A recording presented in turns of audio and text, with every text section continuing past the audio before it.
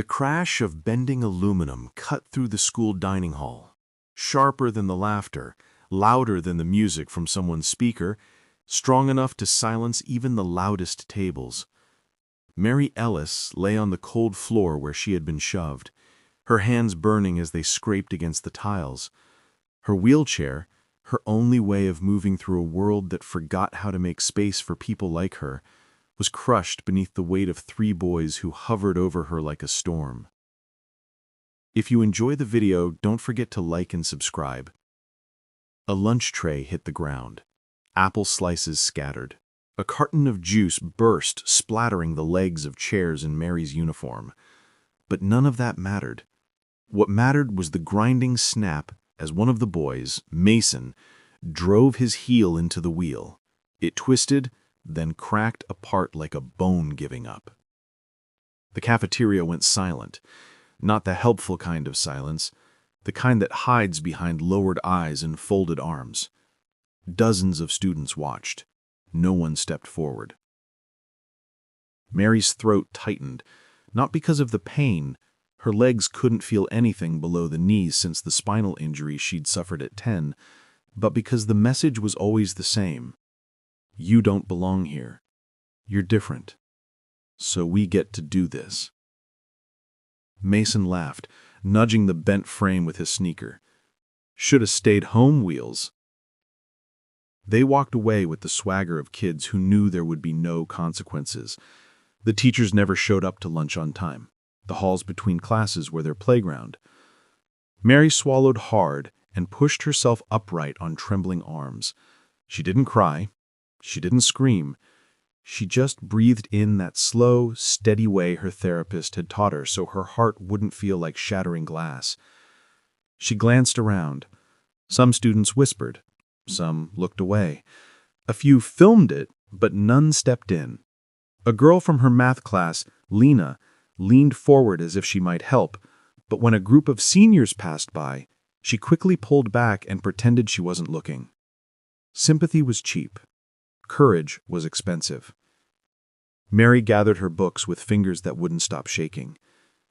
Her wheelchair looked like a collapsed tent, metal twisted, cushion ripped, the frame dented beyond repair. Her mother had worked 3 part-time jobs to save for it. Insurance had refused to cover a second replacement. Mary felt sick just thinking of the disappointment waiting at home. When the lunch bell rang, the cafeteria emptied, leaving behind only crumbs, spilled drinks, and a silence that felt like salt in a wound. Mary braced her palms and began dragging herself forward, inch by inch. The floor was cold, but humiliation burned hotter. Her arms strained, wrists aching, but she didn't stop. She would not wait for someone to pretend to help out of pity. She would not give Mason the satisfaction of seeing her break. She reached the hallway outside the cafeteria. Sunlight filtered through the windows, turning the lockers into glowing stripes of gold. It should have been calming. It wasn't. She slumped against a locker, trying to steady her breathing. Then, footsteps. Fast, uneven. Someone running. "Mary?" The voice cracked, filled with panic. Her mother appeared at the end of the hall, still in her housekeeping uniform from the hotel. Her hair frizzed from humidity, her face lined with exhaustion from double shifts. But the moment she saw the broken wheelchair and her daughter on the ground, her eyes widened with fear. She dropped her bag and rushed forward, kneeling beside Mary. "Oh, sweetheart, what happened? Who did this? Are you hurt?"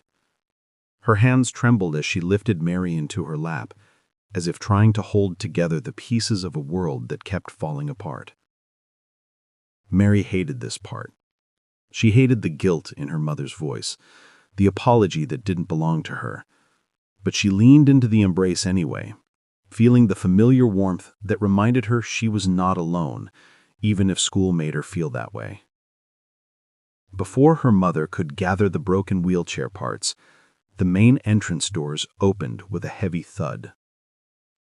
Boots, heavy, confident, walked across the tile floor.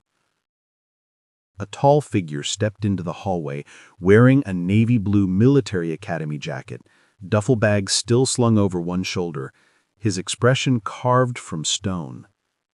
His hair was shorter now, his posture straighter, but Mary would recognize him anywhere. Her older brother. Home 2 weeks early. His eyes took in the shattered wheelchair, the smeared tiles, the fear on her mother's face, the defeated slump of Mary's shoulders. The hallway seemed to stop breathing. Ethan dropped his bag. "Mary?" he said, voice low, but thunderously calm. "Who did this?" His jaw tightened, his hands curled into fists, not at anger at her, but at the world that had failed her again. And for the first time that day, Mary felt something stronger than humiliation.